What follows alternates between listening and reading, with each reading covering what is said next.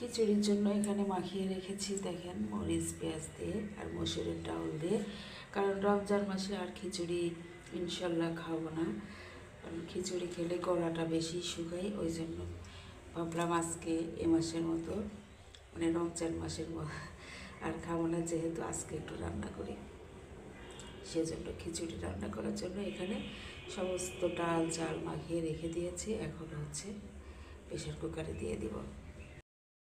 খিচুড়ি রান্না করে চলে এসেছি, নরম খিচুড়ি।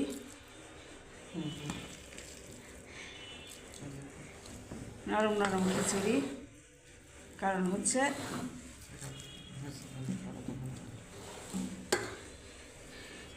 রমজান মাসে তো খাবো না খিচুড়ি, এই জন্য আজকে রান্না করলাম সকালে।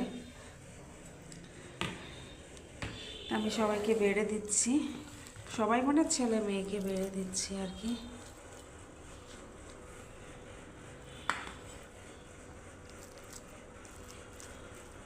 খুবই গরম গরম গরম খিচুড়ি, ধোয়া উঠতেছে।